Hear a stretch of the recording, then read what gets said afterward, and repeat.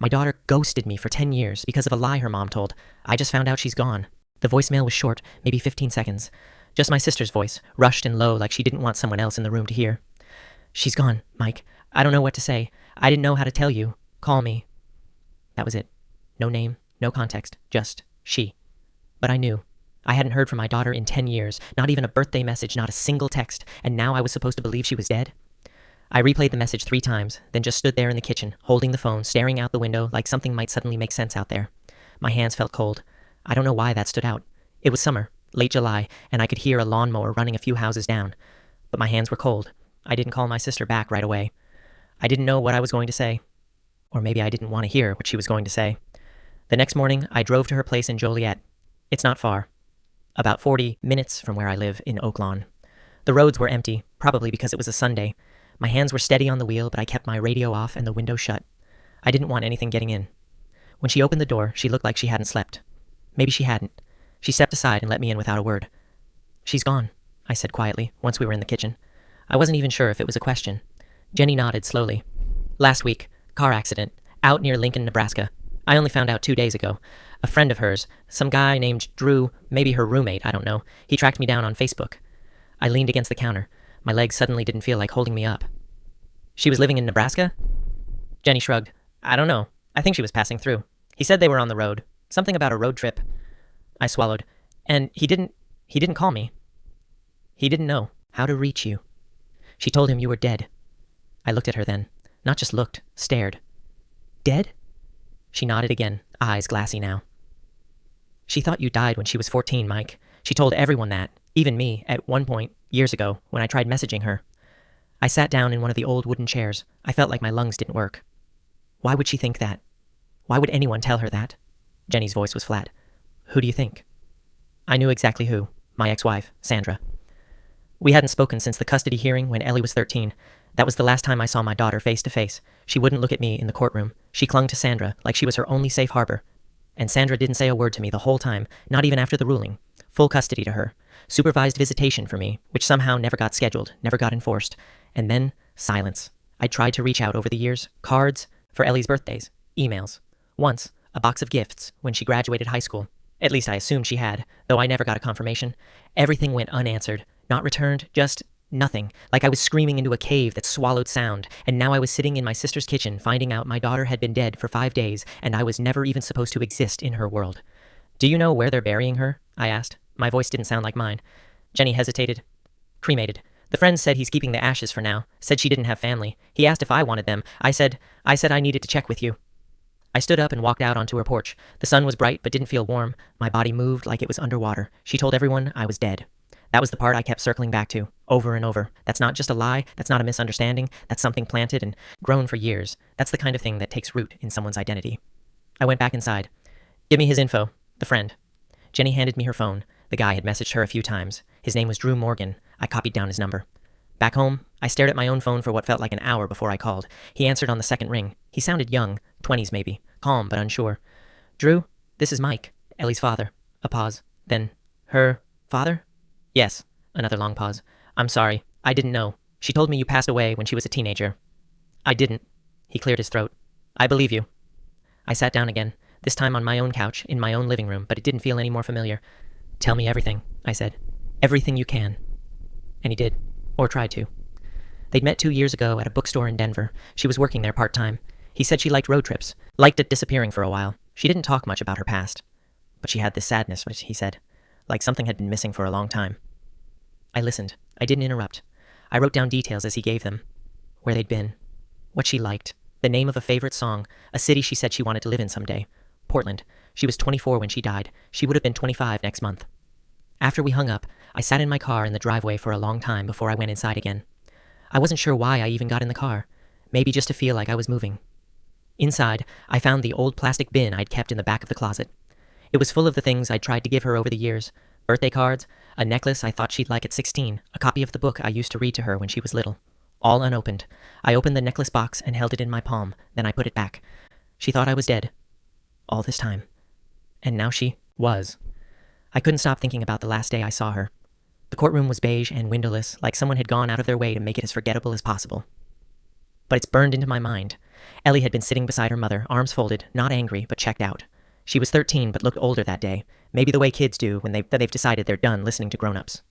The judge asked her a few questions, things about school, about her home life.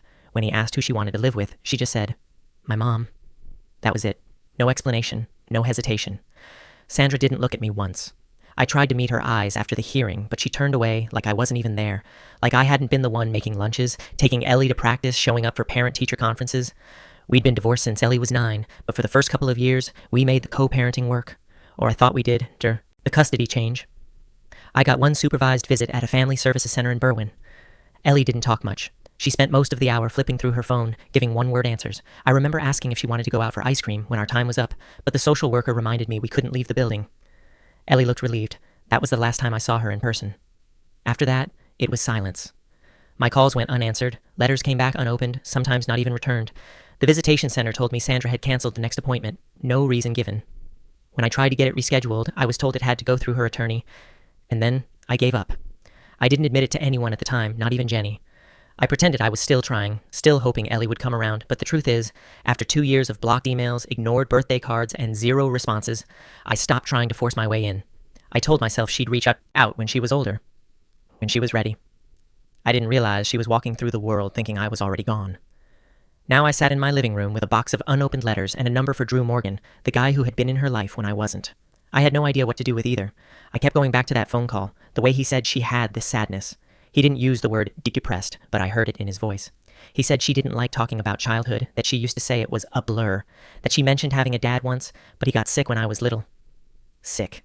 I wasn't sick. I was locked out. I wanted to scream, but there was no one to scream at. Sandra was off the grid. I didn't even have a current number for her. The last address I had was some condo in Skokie she'd moved into around 2017. I wasn't sure if she still lived there. I called Jenny the next morning. "Do you have Sandra's number?" I asked. She hesitated. "Why?" "I want to hear it from her. I want to know why she told Ellie I was dead." Jenny sighed. "You think she's going to admit it? You think she'll even answer the phone?" "I don't care. I have to try." She texted me the number a few minutes later.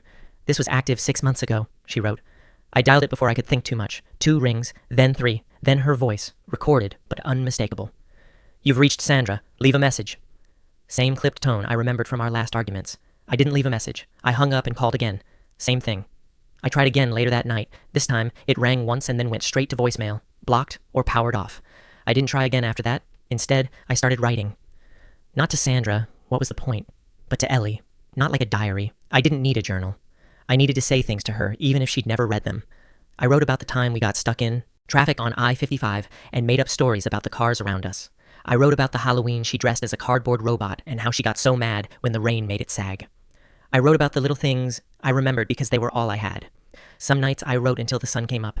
The house stayed quiet. No TV, no radio. Just me and a pen and pages that kept piling up on the table. One night, I called Drew again. "Do you have any pictures of her?" I asked. He said he did. He sent a few through text. In one, she's standing in front of a mural with a paint-smeared hoodie laughing at something off camera. Her hair is shorter than I remembered. She looked like Sandra in the jaw, like me in the eyes. That picture broke something open in me. I hadn't seen her face in a decade, and now I couldn't stop looking at it. I printed it out and put it in a frame on my desk. Then I sat down and called the funeral home Drew had mentioned, someplace in Lincoln. I asked about the, cremation. I asked if I could get a copy of the certificate. I gave my name. They asked a few questions. Then the woman on the line paused and said, "We don't have you listed as next of kin." "I understand," I said, "but I'm her father. I just want confirmation." She told me she'd have someone get back to me. They never did. Later that week, I got a text from Drew. "I still have her ashes," it read, "if you want them." I stared at the message for a long time. I didn't know what to say. I didn't know if I could say yes. Not yet. The ashes arrived in a plain box. No return label, just my name and address printed neatly across the top. Inside was another box. Wooden, simple, smooth edges, and a note from Drew folded on top. All it said was, "She wanted to be scattered somewhere quiet. Maybe you'll know where." I set it down on the dining room table and didn't touch it for 3 days. I just passed by it, over and over, as if it might vanish if I left it long enough. It didn't. On the 4th day, I moved it to the living room and placed it beside the framed photo. Then I sat down and stared at both until it got dark outside. By then I knew I had to try and get the truth. Not from Drew. He'd told me what he could. Not from the funeral home. Not from Jenny, who'd only ever been on the edges. That left Sandra. The one person who could say, out loud, why our daughter thought I'd died when I hadn't. I started with the address I had for her, Skokie, on Keeler Avenue. The building looked like it hadn't been updated since the 80s. I parked across the street and watched for a while. At one point, a woman stepped out that could have been her. Same height, same sharp posture. But when she turned, I saw she was younger. Not Sandra. I walked up to the buzzer and tried the name, S. Teller. No answer. I pressed again, then a third time, and waited. Still nothing. A man came out the front door with a gym bag slung over his shoulder. I caught the door before it closed. The hallway smelled like cleaning chemicals and old carpet. I found Unit 2D and knocked. Nothing. Knocked again. I was about to leave when I heard footsteps. A pause. Then the lock turned. Sandra opened the door halfway. She looked thinner, older, like someone who slept badly for years. She blinked like she wasn't sure I was real. "Mike? I need to talk to you," I said. She didn't move. I'm not here to fight," I said quickly. "I just want to know why." That did something. She let out a breath and opened the door all the way. Inside was bare. No pictures on the wall. No clutter. It didn't feel like anyone lived there for long. She gestured to the couch, and I sat, but she stayed standing. "I know what this is about," she said. "You think I told her you were dead." She thought I was. Where else would she have heard it? Sandra crossed her arms, jaw tightening. "You think I sat her down and said you died? Did you correct her?" She looked away. "That's what I thought." "I didn't lie," she said finally. "She made assumptions. You stopped calling. You stopped trying to see her." What was I supposed to say? She asked why you didn't come to her middle school graduation, and I didn't have an answer. Eventually, she stopped asking. "I mailed her letters. I tried to set up visits. You canceled them." Her eyes flashed. "Don't put this all on me. You knew where we lived. And you never answered the door." We sat in silence after that. Heavy, dead silence. I could hear the refrigerator humming in the kitchen. "She was angry," Sandra said quietly. "For a long time. At you, at me, at everything. I didn't feed it. I just let her be. If I told her you were alive, do you think she would have believed me?" "Yes," I said, "because it would have been the truth." Sandra didn't reply. I stood up. "She died, thinking I abandoned her, and I didn't. You let that happen." "I was trying to protect her," she said, but the words were soft, unsure. "No," I said, "you were trying to punish me." I left before she could respond. Back home, I didn't know what to do with what I'd just heard. It wasn't a confession. It wasn't even closure. It was just proof of something I'd suspected for years, that Sandra didn't want me in Ellie's life, and when she had the power, she made sure I wasn't. That night, I started going through the letters again. Not the ones I'd written since Ellie died. The old ones. The ones I'd mailed and never got answers to. I opened them one by one, reading what I'd tried to say to her at 14, 15, 16. In some, I told her about things I hoped we'd do together someday. In others, I just asked how she was. In one envelope, I found something I'd forgotten I'd sent. A photo booth strip of the two of us at Navy Pier from the summer before the custody hearing. Her face half painted like a tiger, me making a stupid face behind her. I stared at it until the ink started to blur from the heat of my hands. Then I made a decision. I was going to find someone who'd actually heard it from her, someone who might have been there when she first said I was dead. A friend, a classmate, anyone from those missing 10 years. Drew had said she worked in a bookstore in Denver. I still had his number. So I texted him. "Do you remember the name of the bookstore?" His reply came a minute later. "Spines & Co. on South Broadway. I think the manager there knew her pretty well. It was something." I booked a flight that night. The flight to Denver was early, 6:10 a.m. from Midway. I didn't sleep the night before. I packed light, just a carry-on, and brought the photo of Ellie and me from Navy Pier, not the ashes. I couldn't bring myself to travel with them. Not yet. I landed just after 8. Denver felt bigger than I remembered. The last time I'd been there was for a conference in 2004. Back then, I barely left the hotel. This time, I took the light rail to downtown, then caught a rideshare to South Broadway. Spines & Company was tucked between a thrift shop and a tattoo parlor. Old storefront, wide windows, hand-lettered sign that looked like it had been painted by someone who cared about getting the curves just right. Inside, it was warm, crowded with shelves that didn't quite line up straight, like the building had been settling under the weight of its own history. The woman behind the counter was in her 50s, with a long gray braid and reading glasses she kept pushing up her nose. I waited until she looked up. "Hi," I said. "I'm looking for someone who used to work here. Ellie Teller." Her expression changed. Not surprise. Recognition. "You're her dad." It hit like a slap. "You knew?" "She talked about you, once." She came around the counter and offered her hand. "I'm Carla. I managed this place for 20 years. I shook it, then followed her to the back, where she offered me a seat on an old couch beside a stack of unshelved books. "I'm sorry for your loss," she said. "Thank you." "She was a good kid," Carla said. "Smart, a little closed off, but once she warmed up to you, there was a spark." I pulled the photo from my coat pocket and handed it to her. This was us, back before the last time I saw her.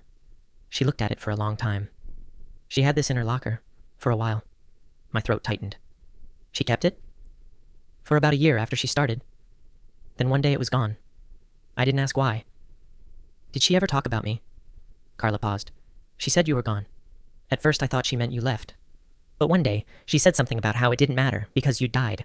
I asked her when, and she just shook her head and changed the subject. She really believed it, Carla. Nodded. She wasn't dramatic, didn't say things for attention. She believed it, and she didn't want to talk about it. I sat with that for a moment. She never asked me for time off on Father's Day, Carla added more quietly, but she always called in sick. I didn't know what to say to that.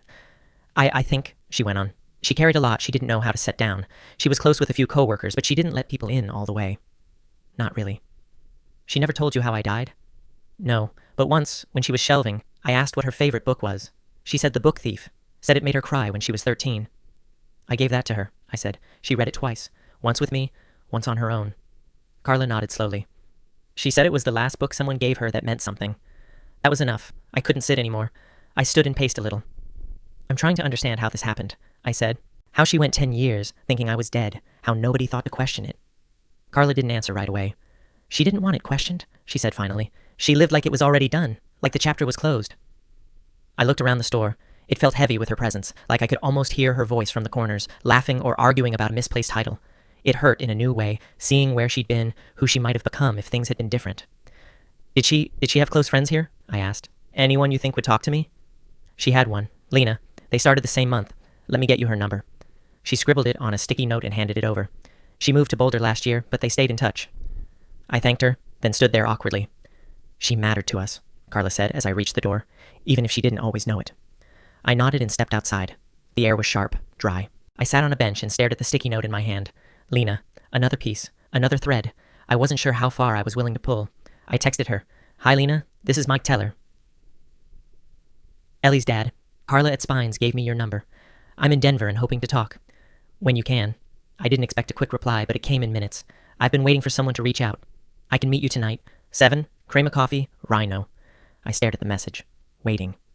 What had she been waiting to say? Crema Coffee was loud. Not in a bad way. Just alive. It was already dark when I got there. String lights were woven through a metal trellis above the outdoor seating, and inside, the windows glowed warm against the cold January air. I spotted Lena right away. Early 20s, short hair, denim jacket with enamel pins across the collar. She was sitting at a two-top near the window, hands wrapped around a mug. She looked up when I walked in, stood before I reached the table. Mr. Teller? She asked. Mike? She nodded, hesitated a second, then reached for a quick, awkward handshake. Her grip was nervous but warm. Thanks for meeting me, I said, sitting across from her. She looked me over for a moment. You look like her. Around the eyes. I didn't know what to say to that. I just nodded. She told me you died, Lena said. Freshman year of college. I believed her. I didn't ask why. I knew the answer already. If someone tells you something terrible happened and they carry it like it's shaped into their bones, you believe them. You don't cross-examine grief. She ever say how I died? Lena stirred what was left in her cup. Yeah, car crash, hit and run, said it was late. You were driving home from work. I stared down at the table. That wasn't just a vague assumption. That was a story. A full-on, invented event. She tell you when? Lena hesitated. She said she was 13. I let out a breath. That's when her mom got full custody. She watched me. You really didn't die. You were really here all along. I was here, I said, but she stopped answering. Her mom cut off contact. I didn't even know Ellie believed I was dead until last week. Lena looked down at her hands. She never let anyone get that close. Not fully. I think I got farther than most, but even then, there were places she didn't let you go. Did she ever talk about her mom? Sometimes, not fondly. She said they didn't get along, especially after high school. She left home the minute she could. Said she felt trapped there, like she was living someone else's idea of her life. I nodded slowly. That tracked with what little I'd guessed. I asked once why she never went home for holidays. She said there was no home to go to, that everyone worth knowing was gone. That one landed hard. My hands were flat on the table. Did she ever say why she told people I died? Lena bit her lip. Not directly, but one night, this was about 2 years ago, we were drinking cheap wine on the floor of her apartment, and I asked if she missed you. She didn't get mad. Just kind of folded into herself. What did she say? She said, he left when it mattered. That's all I remember. Then she went quiet for a long time and not said, but maybe he didn't. My chest ached. She said that? Lena nodded. Yeah, like she wasn't sure anymore. I think part of her had started to wonder, but she didn't want to open the box. I looked out the window where the lights glowed faint against the cold. The street was quiet. She ever mentioned the bookstore photo? I asked. She kept it on the fridge in our old place for a while. The one of you and her in that tiger face paint? I nodded. She said you used to read to her. All kinds of books. That you used to talk to her like she wasn't a kid. I did. I think she missed you. Even if she didn't know how to admit it. I swallowed hard. Did she ever say she wanted to find me? She said, once, if he were out there, I don't know if I could take it, knowing he was real and still gone. She was afraid, Mike, afraid of being wrong. I pressed both hands to my face for a second, and now I'll never get to tell her. I think she knew, Lena said softly. Maybe not for sure, but something in her wanted to believe. She just didn't know how to undo the story. We sat in silence for a while. Then Lena pulled a small folded piece of paper from her pocket. She wrote this a couple months before she died, never mailed it, said it was too late anyway. But I kept it. I thought maybe one day. I took the paper with careful hands. It was creased and worn. On the front, in small block letters, it said Dad. No stamp, no envelope. I unfolded it and read, "If you're alive, I don't know how to find you. If you're not, I'm sorry for not knowing you better. I think about you more than I admit. I'm trying to be okay. I hope you were too. No date, no signature, just that." I didn't cry. I thought I might. But I didn't. Something deeper than crying cracked open instead, a quiet, still kind of grief that felt older than her handwriting. "Thank you," I said. Lena reached across the table and touched my wrist, just for a second. She wanted peace. I think that's why she wrote it, even if she couldn't send it. We walked out together, the cold sharp enough to sting. Before we parted, Lena said, "She wanted to be scattered somewhere quiet, right?" I nodded. She talked about a place up near Nederland, Gross Reservoir, said it was the quietest place she'd ever been. I looked toward the hills in the distance. Then that's where I'll take her. I drove up to Gross Reservoir the next morning. I rented a car, stopped for gas, picked up a thermos of coffee from a quiet diner off a Highway 93. I didn't rush. The road curled through pine forests and opened into broad stretches of sky that felt like they belonged to someone else's life. I had the ashes in the back seat. I'd moved them from the wooden box Drew had sent to a smaller container, one that felt less like a delivery and more like something meant to be carried. It didn't feel right, but I wasn't sure what right was supposed to be. Nederland was still crusted with snow in patches, though the road was mostly clear. It was cold but dry, and I barely passed another car after I left Boulder. The mountains stood still in the distance like they were watching. When I got to the reservoir, I parked in a gravel turnout. There wasn't anyone else around, just the water, wide and dark, and the wind threading between the trees. I stepped out and stood for a minute before reaching into the car for the container. She would have liked this place. I didn't know how I knew that, but I did. Something about the quiet, the way the light moved across the surface of the water without hurry. I found a spot off the trail, not too close to the edge, where the trees thinned out just enough to see the lake clearly. I sat there a long time with the container in my lap, my hands around it like it might warm me. "I'm sorry," I said, though there was no one to hear it but the wind. "I'm sorry you didn't know. I'm sorry I didn't fight harder. I'm sorry you had to carry that alone." I don't know how long I sat there. Maybe an hour. Maybe more. I thought about her letter, about the fact that she'd started to question the story, that something in her had cracked just enough to let the truth start to flicker. I opened the container and let a little bit go at a time. I didn't scatter it all. That wasn't what I needed to do. I let enough go that the wind could carry it down toward the water. Then I sat again, listening to the silence settle back in. On the drive back, I stopped in Boulder. I didn't have a plan. I just didn't want to go back to the airport yet. I parked near the university and wandered a little, just taking in the buildings, the quiet hum of students moving between classes, the bookstore on the corner with a local author's sign in the window. Inside, I browsed, not with purpose, just for the weight of it. I found a copy of The Book Thief near the front and bought it without thinking. Back at the hotel that night, I sat on the bed and flipped through the first few pages. I remembered her reading it, her face tilted down in concentration, her fingers curled tight around the paperback. She'd always been a fast reader, but that one slowed her down. I called Jenny that night, told her everything. Carla, Lena, the letter, the reservoir. She didn't say much, just listened. When I paused, she said, "She started to remember you." "I know," I said. "Does that help?" "I think so." I didn't sleep much. In the morning, I packed my things and wrote a short note I left in the drawer of the nightstand. "If you find this, her name was Ellie Teller. She was 24. She mattered." Then I flew home. Back in Oak Lawn, nothing had changed. My house was still quiet. The photo was still on the desk. The rest of the ashes were still in the box in the hall closet. I didn't know what I was going to do with them yet. I didn't feel ready to scatter all of her. The next week, I got a letter in the mail. Handwritten return address, Skokie, Sandra. I opened it slowly, unsure what I wanted to find. The note was short, just a single page. I didn't think it would get that far. I didn't mean for her to carry it that long. I was angry, and selfish, and afraid of losing her. "But you were a good father. She knew that before the end. That's something." No apology, just a shape of one. I folded it and put it away in the back of a drawer. I didn't need it. It didn't fix anything. But it was something. So was the letter Ellie wrote. So was the photo. So was the girl in the paint-streaked hoodie laughing at something just out of frame. I'd lost my daughter. But I was starting to find her again, piece by piece, in the people who knew her, in the quiet places she chose to keep close, and in the words she almost sent. 3 weeks after I got back from Colorado, I got a call from a number I didn't recognize. I let it ring the first time, thinking it was another political robocall. But then it rang again immediately after. I answered on instinct. Hello? A man's voice. Is this Mike Teller? Yeah. My name's David Morales. I'm a lawyer in Denver. I represent the estate of your daughter, Eleanor Teller. I was hoping to speak with you. I stood up out of my chair. What estate? She didn't leave much, he said quickly, but she named you as a beneficiary in her will. We've been trying to track you down. Took a while. Your name wasn't listed on any of her recent paperwork. But her friend Drew gave us your information after we reached out again last week. I didn't know what to say. I hadn't expected this. I just started to feel like things were settling, like the weight of it all was finally spreading itself out enough that I could stand up straight. David explained that Ellie had left behind a small savings account, a few boxes of personal belongings, and access to a private photo drive stored in the cloud under her email. She wrote specific instructions to have it shared with you, he said. It's password protected. The password was included with her will. He emailed me the link and the code while we were still on the phone. I opened it later that night after the house was dark and the neighborhood had gone quiet. I sat at the kitchen table, laptop open, hands shaking slightly as I typed in the password. The drive was simple. 3 folders, photos, letters, audio. I opened photos. First, they weren't selfies.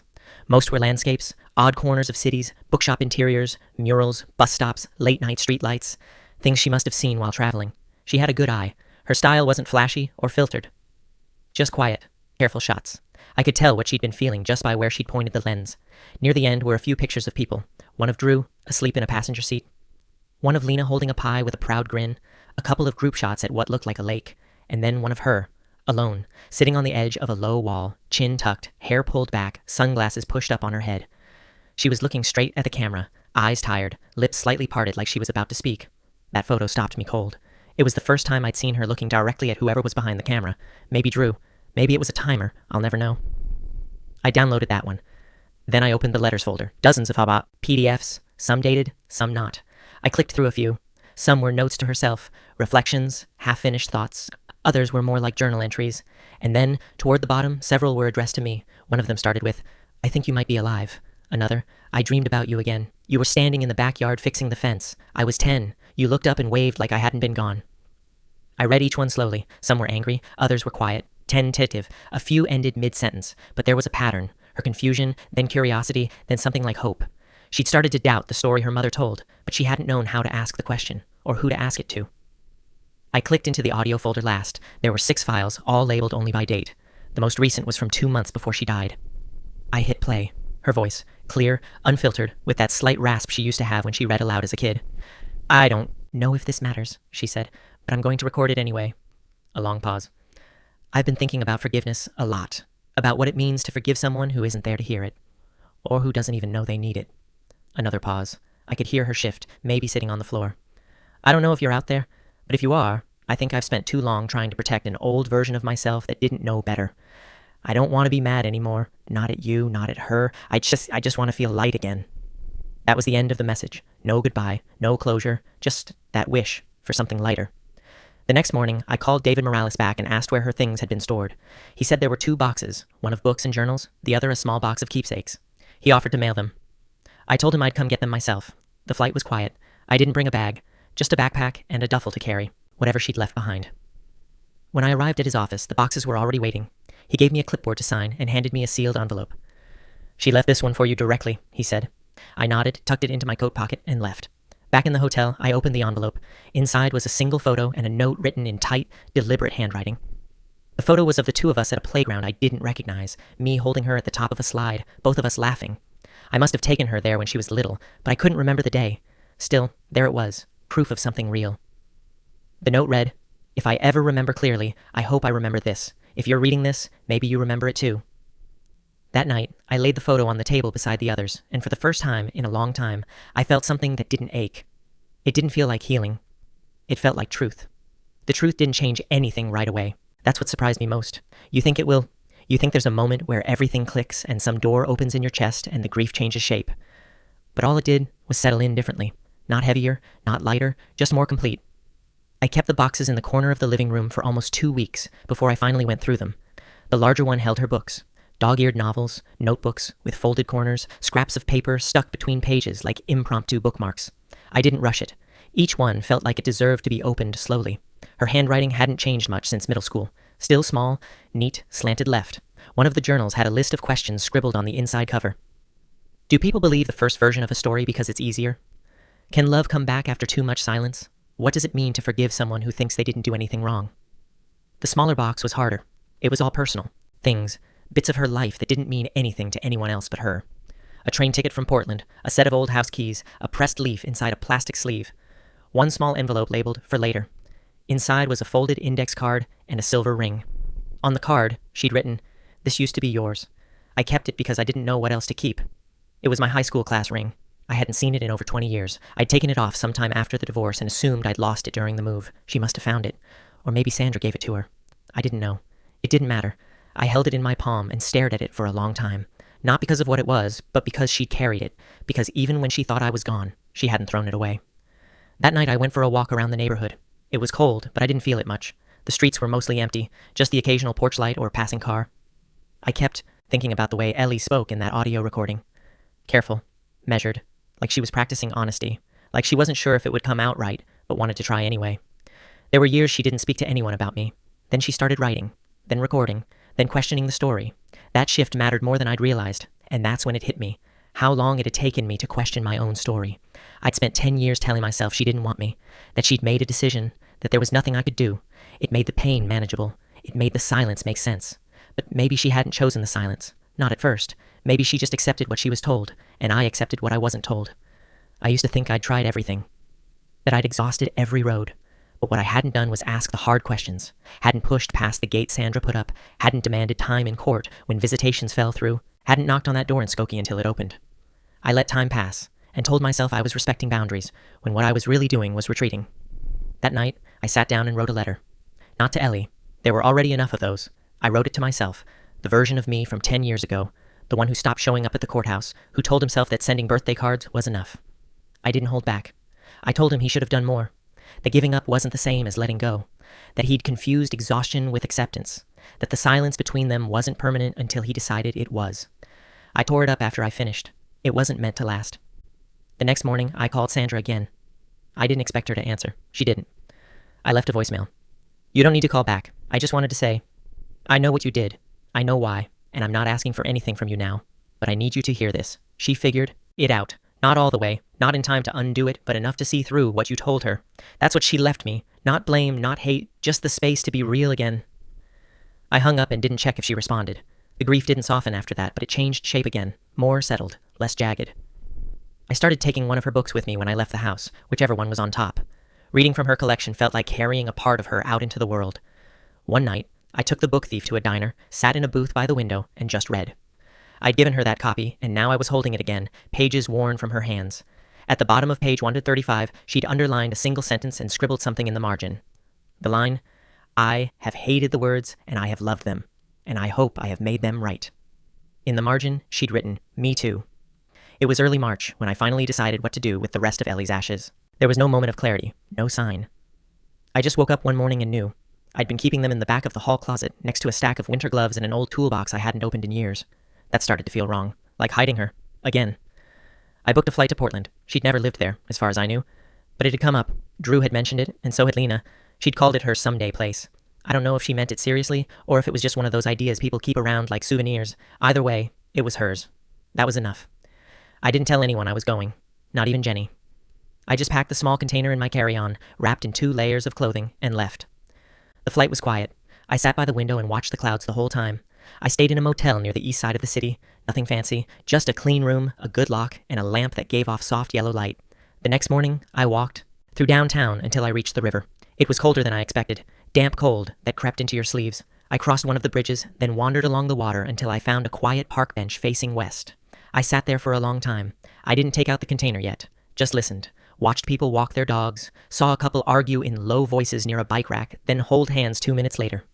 Life moving around me like I was a fixed object. Ellie would have liked it. Not for the obvious reasons, not because it was scenic or peaceful. She would have liked the stillness you have to look for, the parts people don't take pictures of. I waited until the sun started going down, then I took the container from my bag. I didn't do anything ceremonial. I didn't speak. I just stood by the edge of the railing and let the wind do what it would. The rest of her disappeared over the water. I stayed until it was almost dark. Back at the motel, I laid the empty Watam container on the nightstand and sat on the bed without turning on the TV. My phone buzzed once. Jenny. I didn't answer. Instead, I opened my notebook and wrote one line. "She's not gone. Not really, just not coming back. That night, I dreamed of her as a child. Not the last time I saw her in court, not the teenage version who wouldn't meet my eyes. She was 6, sitting on the carpet of her old bedroom, legs crossed, drawing suns with crooked smiles in a spiral-bound notebook. She looked up at me, holding a yellow crayon, and said, "Can you stay a little longer?" I woke up before I answered. Back home, things didn't change in any obvious way. I went back to grocery shopping on Sundays, mowing the lawn, returning library books late, but I kept her photo on the desk, and I started reading more. Not her books, but new ones, things she might have picked. I emailed Carla, the bookstore manager in Denver. I didn't say much, just thank you, and that I'd scattered the ashes in Portland. She replied the next day. She always talked about seeing it in the rain. I hope it rained. It hadn't, but I didn't tell her that. One afternoon, I found myself parked outside Sandra's condo again. I don't know why. I didn't plan it, but I sat there for almost an hour, engine off, watching the building. I thought about going up, knocking, saying one last thing, but I didn't. Whatever needed to be said had already been said, or left unsaid on purpose. On the drive home, I passed by a high school track. A girl was running laps in the cold, headphones in, ponytail swinging. She looked about 17, not Ellie, but close enough that I stared for a moment too long. I didn't feel that old until then. Back at the house, I cleaned the closet, took out old boxes, threw out things I hadn't touched in years. I made space on one shelf and placed the only things I wanted to keep: the Navy Pier photo, her note, the silver ring, and the card with the questions scrawled in the corner. That became her space. No shrine, no sign, just hers. Quiet, but not hidden. And that night, for the first time in over a decade, I said her name out loud without flinching. Ellie. Just that. 6 months after Portland, I got a card in the mail from Lena. No return address, just a plain white envelope with my name written in the same quick, narrow handwriting she'd used on the sticky note in Denver. Inside was a postcard from Gross Reservoir, a real one, like the kind you find at tourist stands, glossy photo on the front, wide open back. She hadn't written much, just, "You gave her peace. Thought you should know that." L. I pinned it to the fridge. It stayed there.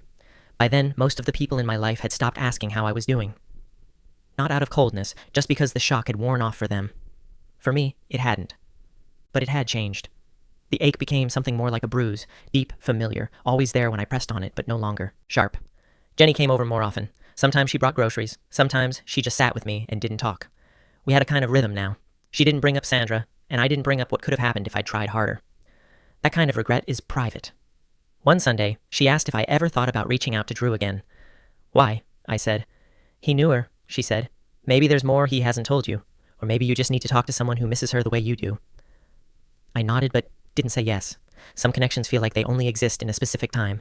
Trying to revisit them can unmake what made them meaningful in the first place. But that night, I did go back to the shared drive. I listened to the last audio file again. "I just want to feel light again." That line never left me. It had become the center of everything she left behind. Not the sadness, not the loss, the want, the trying. I kept her journals on a shelf in the living room now. Sometimes I opened them at random, just to read what she'd been thinking. Sometimes I added a line or two at the bottom of a page, quiet answers to old questions. No one would see them but me. That was okay. One afternoon, I brought the Navy Pier photo to a local frame shop, asked for a copy to be made, one I could keep at work. The guy behind the counter looked at it and said, "That's a good one." I said, "Oh yeah, it is."